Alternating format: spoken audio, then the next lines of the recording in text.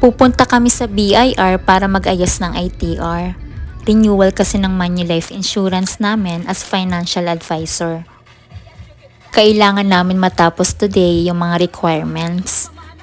Kasama ko nga pala ang pinsan kong Manulife advisor din. Ayan, hindi namin namalayan sa sobrang tsikahan namin magpinsan na palampas na pala kami sa BIR. Kaya agad kaming bumalik para mag-umpisa ng mag-process ng ITR. Sana maayos namin today kasi malapit na ang deadline. After namin sa BIR, dumiretso kami sa SM. Kailangan ko din magpa-picture para sa requirements ng Manulife.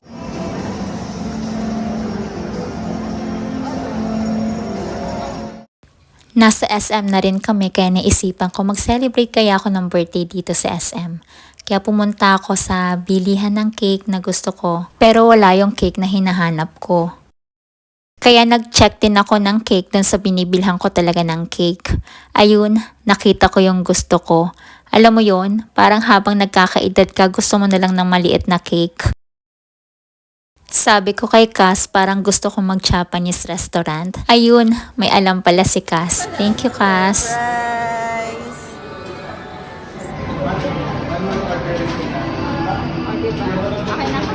Okay na.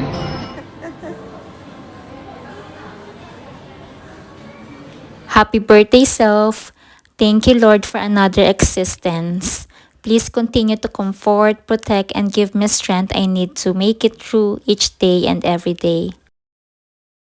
Thank you for being a strong woman to face all the challenges in life. Thank you to all my friends and family sa lahat ng pagmamahal nyo sa akin. Ang galing talaga ng photographer at videographer ko. Thank you, Cass. Solid ang mga food dito. Kahit ramyun lang i-orderin mo, mabubusog ka na talaga sa mga pagkain. Kaya sulit na sulit ang ibabayad mo. Nakalimutan ko pang ang kainin yung pakwan at orange, sayang. Naka-chopstick pa si ate girl, akala mo naman marunong gumamit, ha?